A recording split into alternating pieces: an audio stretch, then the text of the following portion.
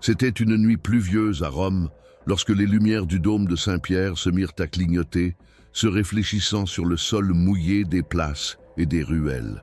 La nouvelle arriva comme un vent glacial balayant les vieux quartiers. Le pape François était parti.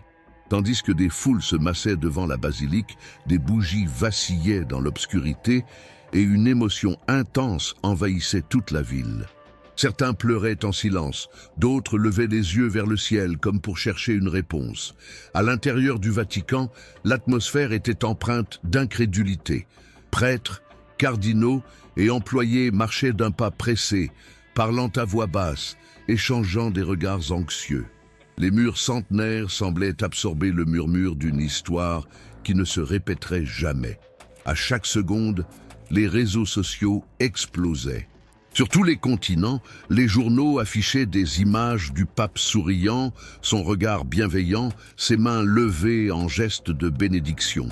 De nombreux catholiques ressentaient que ce n'était pas seulement la fin d'un pontificat, mais d'une ère. Dans des villages reculés, des communautés indigènes, des bidonvilles et des capitales, des familles priaient ensemble, allumaient des bougies, récitaient des prières, demandant la paix et la compréhension. Entre les larmes, les questions se multipliaient. Était-ce vraiment le signe de l'accomplissement d'une prophétie cachée, le dernier chapitre avant l'inconnu? Dans la salle du consistoire, les cardinaux se réunirent autour d'une table en bois sombre, marquée par des siècles de décisions solennelles. Le doyen, la voix tremblante, rappela les paroles ancestrales. Lors de la dernière persécution de la Sainte Église romaine, Pierre, le Romain, siégera. Quand tout cela sera fini, la ville aux 7 collines sera détruite et le juge terrible jugera son peuple. Il était impossible de ne pas penser à Malachie, le moine irlandais qui, il y a 900 ans, erra dans Rome en transe, saisi par des visions transcendant le temps. Il ne vit pas seulement des visages, mais des symboles, des présages. Un à un, il consigna en phrases courtes et énigmatiques les destinées des papes à venir.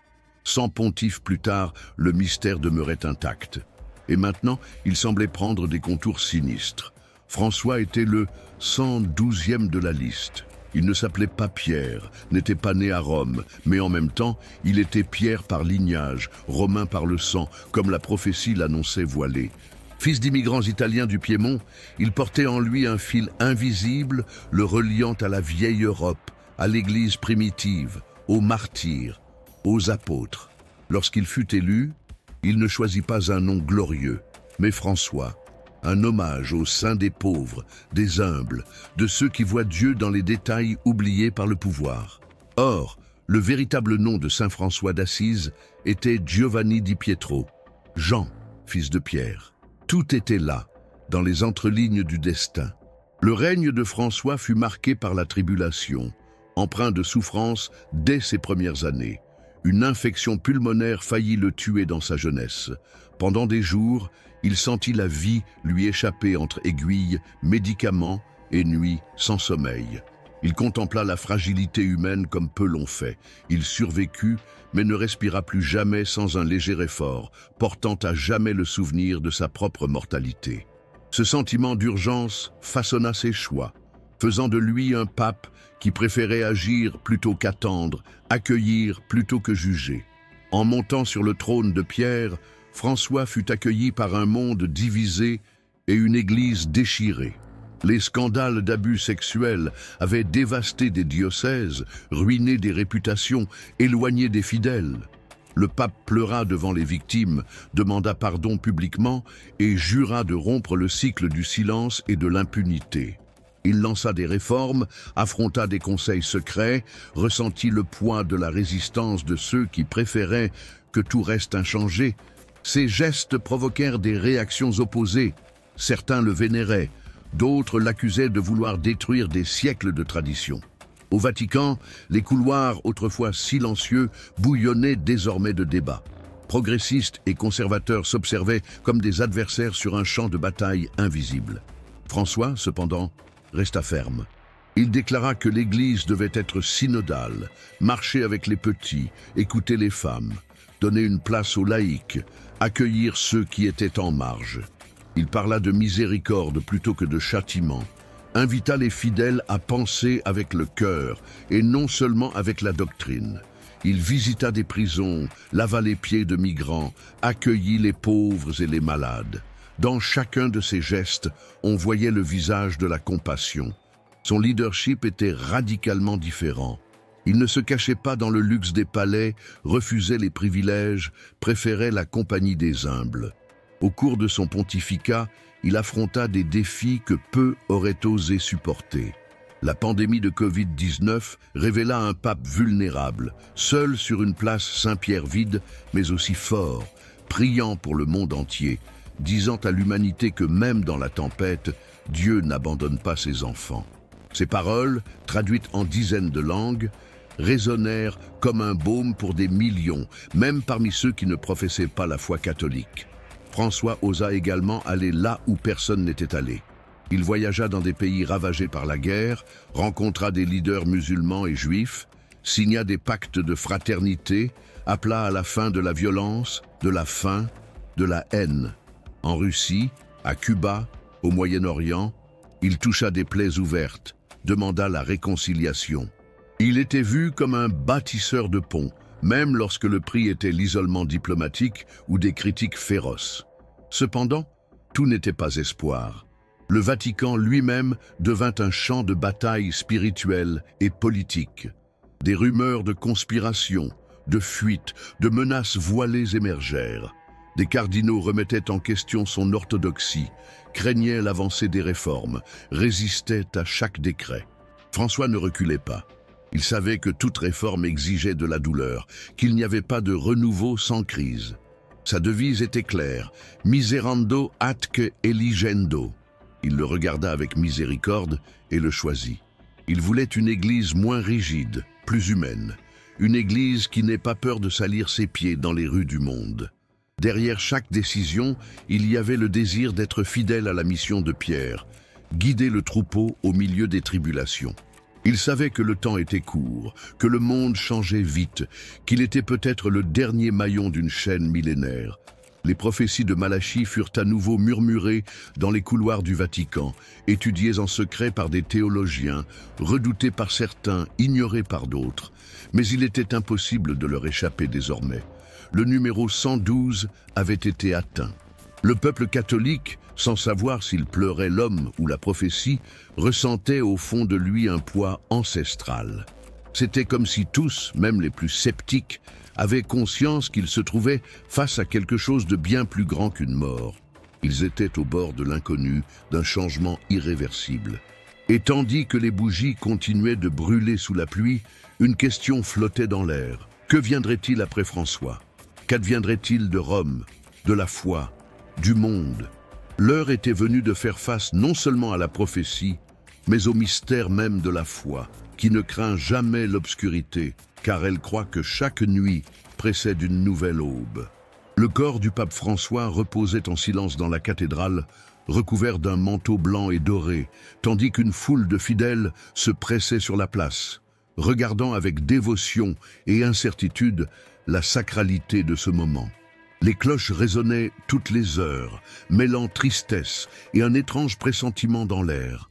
C'était comme si chaque sonnerie rappelait que le temps s'épuisait, qu'un cycle se refermait sous les yeux du monde.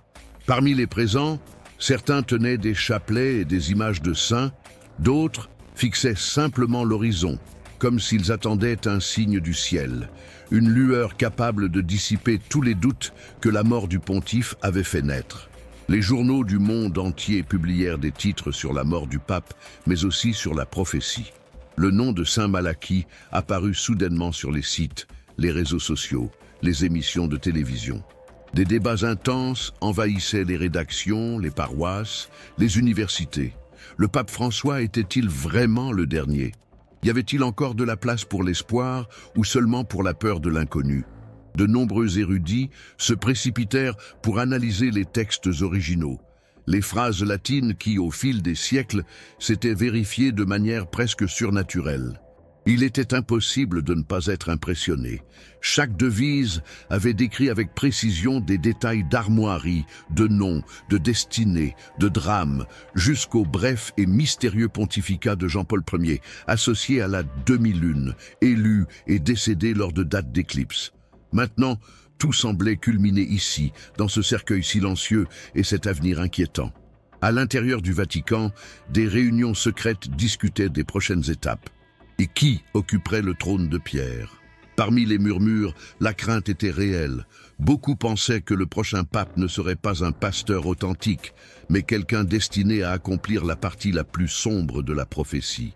Certains évoquaient le faux prophète mentionné dans l'Apocalypse, une figure qui apparaîtrait avec l'aspect d'un agneau, mais la voix d'un dragon, quelqu'un qui séduirait les foules, mais trahirait le véritable évangile, préparant le chemin à l'Antéchrist. Dans l'ombre des couloirs, prêtres et évêques échangeaient des regards méfiants, craignant non seulement pour l'avenir de l'Église, mais pour le salut de leurs propres âmes. Certains, en secret, commencèrent à jeûner et à prier toute la nuit, suppliant Dieu que la prophétie ne soit qu'un avertissement et non un verdict. Pendant ce temps, la ville de Rome semblait respirer un air différent. Dans les cafés, les transports, les places, le nom de François était sur toutes les lèvres. Pour beaucoup, il fut un pape de rupture et de rencontre. Il brisa les protocoles, refusa de vivre dans les palais, préféra la Casa Santa Marta et une vie simple. On le voyait parmi les jardiniers, discutant avec les employés, proche des enfants et des plus pauvres. Il ne se laissa jamais dominer par le cérémonial, cherchant toujours la cohérence entre la foi et la vie quotidienne. Lorsqu'il voyageait, il tenait à visiter des hôpitaux, des prisons, des centres de réfugiés, des périphéries. Ses mots les plus connus étaient miséricorde, compassion, écoute, fraternité. Mais il fut aussi un pape de douleur. Il subit des critiques ouvertes de secteurs conservateurs qui le voyaient comme une menace à la tradition. Il fut accusé d'hérésie, d'être trop progressiste, de tolérer des différences perçues par beaucoup comme une offense à la doctrine. François ne répondit jamais avec colère, mais avec le silence de la prière. Il répétait que la véritable réforme naît de la souffrance, que tout changement commence par l'humilité. Il insista sur la synodalité, sur la nécessité d'une Église qui marche ensemble, qui n'impose pas mais accueille, qui ne condamne pas, mais offre des opportunités de rédemption. Sa vision du christianisme était radicalement centrée sur le Christ, en particulier le Christ qui marche avec les derniers, les déchus, les oubliés par le pouvoir. Au cours de son pontificat, il fut le protagoniste de rencontres historiques.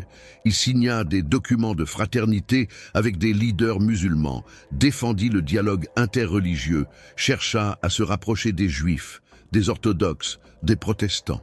Il visita Auschwitz, pleura devant les victimes de l'Holocauste, demanda pardon pour les blessures ouvertes par l'histoire. À Cuba, il rencontra le patriarche orthodoxe de Moscou, réalisant la première étreinte entre Rome et Moscou en plus de 1000 ans. Dans les pays les plus pauvres, il défendit le droit à la vie, à la dignité, au travail. Il parla avec courage des changements climatiques, de l'injustice sociale, des inégalités, de la corruption. Il affronta des puissants, fut la cible d'attaques politiques, mais ne s'eslandeur jamais au désespoir. La pandémie révéla encore davantage son visage humain. Face au vide de la place Saint-Pierre, sous la pluie, il éleva l'hostie devant le monde entier disant que nous n'étions pas seuls. Ses paroles, simples et directes, furent un baume pour des millions de cœurs affligés. Il montra que la foi n'est pas un château de marbre, mais un refuge pour ceux qui souffrent. Il défendit que l'Église devait être un hôpital de campagne, toujours prêt à accueillir les blessés de l'esprit. Beaucoup croyaient qu'avec François, l'Église avait retrouvé son visage le plus authentique, celui qui n'a pas peur des blessures, mais en fait des ponts d'espoir. D'autres, cependant, restaient méfiants, pensant que le pape ouvrait trop de portes, prenant des risques dangereux pour la foi millénaire. Mais tous savaient qu'il n'y aurait plus jamais un autre comme lui. Sa mort, enveloppée dans le mystère des prophéties, marquait non seulement la fin d'un pontificat, mais la fin d'une ère de sens, de résistance, de dialogue et de courage. Maintenant, Avec le trône de pierre vide et le monde entier tourné vers Rome, le doute se transformait en prière. Dans les cathédrales et les chapelles, des fidèles de tous âges priaient à l'unisson, demandant à Dieu d'éclairer les chemins à venir. Aux confins de la planète, même ceux qui n'étaient jamais allés à l'église ressentaient un frisson face à l'inconnu. L'horloge spirituelle du monde semblait s'être arrêtée, attendant le prochain chapitre. Un chapitre qui, peut-être, n'apporterait pas de réconfort, mais seulement davantage de questions. Et ainsi, entre la fin d'une vie et le présage du jugement, les yeux du monde entier se tournaient vers le ciel. L'héritage de François, le pape des tribulations, des gestes radicaux, de la miséricorde, resterait gravé non seulement dans l'histoire, mais dans le cœur de tous ceux qui avaient appris, avec lui, à ne pas craindre la faim, mais à transformer la peur en espoir, l'obscurité en foi, le silence en prière. Le temps du dernier pape était arrivé. Le mystère ne faisait que commencer. Maintenant, face au départ de François, il reste au monde non seulement de se souvenir, mais de veiller. L'avenir de l'Église se dessine entre ombre et révélation, où chaque pas peut être décisif. Si le prochain leader sera un pasteur légitime ou l'accomplissement sombre de la prophétie, seul le temps le révélera. Au milieu de l'incertitude, demeure l'appel à une foi authentique, à la vigilance et au courage, car même au seuil de l'inconnu, il y a de l'espoir pour ceux qui font confiance en Dieu au-delà des tempêtes. L'héritage de François résonne comme une invitation. N'ayez pas peur. Restez éveillés, le véritable jugement est encore à venir.